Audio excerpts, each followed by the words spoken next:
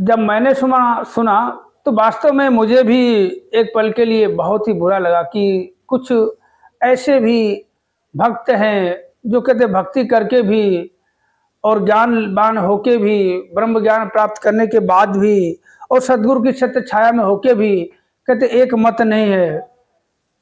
तो वास्तव में हमें सच्चाई वो बताई कि ये बात हमें बोलनी चाहिए या नहीं बोलनी चाहिए।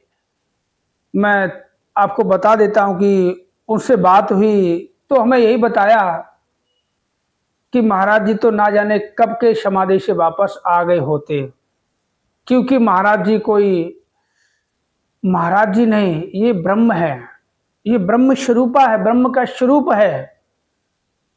ये जो शरीर धारण किया है ये तो हम सभी के लिए, हम सबको संबोधित करने के लिए, हम सबको हमारी कहते हम हमारे मूल की पहचान कराने के लिए एक आशुतोष महाराज जी के नाम से एक शरीर प्रकट हुआ। एक शरीर में आशुतोष महाराज जी के नाम से ब्रह्म प्रकट हुआ। ब्रह्म स्वयं ब्रह्म है, ये सृष्टि के मालिक होता है सदगुरु। तो जो बात पता चली ना, वास्तव में कुछ हजम नहीं हुई बात कि कुछ लोग ऐसे भी वास्तव में कहते हैं ना कि हम अगर कहते हैं ना कि एसी के अंदर रह के, एसी वाले कमरे में बैठ के अगर हमारे शरीर में ठंडक नहीं दौड़ी तो यार हमारे अंदर ही कोई कमी है।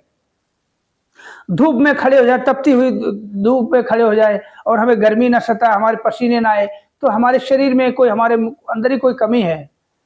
इतने अच्छे कहते मिशन में, संस्थान में लोग काम करके, सेवा करके, सत्संग करके और कहते सदगुरु के समीप होके भी उनकी सोच नहीं बदली, उनका नजरिया नहीं बदला, उनका व्यवहार नहीं बदला, एक दूसरे के प्रति प्यार नहीं बढ़ा, तो फिर ये सब क्या है?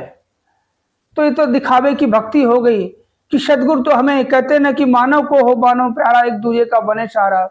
वास्तव में हमें बहुत तकलीफ हुई कि समाधि से महाराज जी ना जाने कब के वापस आ गए होंगे, और समाधि भी ली है तो किसकी वजह से ली है? हम देखो कहते हैं कि हम ये सार्वजनिक नहीं कर सकते हैं, क्योंकि देखो हमारी तो कोई इसमें कोई वो नहीं है, अपनी क्या औकात है। हम तो बस ये थोड़े से जानकारियों से अपने जानकारी प्राप्त होती है वो आप लोगों के सामने शेयर करता हूँ। मगर अब जो ऐसे बातों बातों में जो बात बताई, उन्होंने तो हमें खुल के बता दिया भाई, खुल के बता दिया कि महाराज जी ने समाधि क्यों ली। और अब जब मुझे पता चला तो मैं तो कर्म बेकार में ली थी, समाधि नहीं लेनी चाहिए थी। अरे जिस वजह से ली थी, आप देखो क्यों ली थी।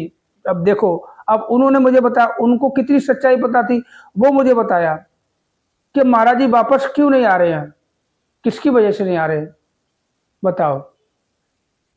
मगर कहते शरीर में महाराज जी नहीं है, वैसे तो महाराज जी वही हैं, हर जगह हैं, हमारे अंदर हैं, तुम्हारे अंदर है, सबके अंदर है, सबका काम बना रहे, सबको देख रहे, सबको खिला रहे, पिला रहे, पहना रहे, सबकी सांसें चला रहे महाराज जी, मगर शरीर में नहीं है, शरीर से परे है।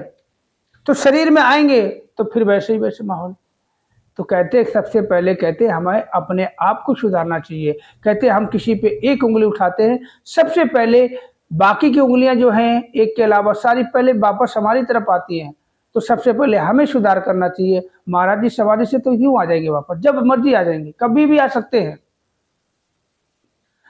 तो ये बात अब जो लोग समझ रहे होंगे कि मैं कहाँ से बोल रहा हूँ, अब मैं कोई भाई खुल्लम खुल्ला हम क्यों बोले भाई, हम क्यों बोले किसी के बारे में। जो हमें बताया हम ये बता रहे कि हाँ चलो ये तो बहुत कहते, अगर जिस वजह समाधि ली हमें पता चला, जो बताया भाई साहब ने कि इस वजह से महाराज जी ने समाधि ली है। और वो कहते महाराज जी बहुत पहले समाधि के लिए सालों साल नहीं, चंद दिनों के लिए समाधि ली थी महाराज जी ने, चंद दिनों के लिए। मगर उन लोग कुछ लोगों की वजह से अभी तक समाधि से वापस नहीं आए। अब आप लोग समझ रहे हो मैं कहाँ से बोल रहा हूँ, खुल के नहीं बोल पाऊंगा। वीडियो कैसा लगा कमेंट करके जरूर बताना। जय आशुतोष महाराज जी की।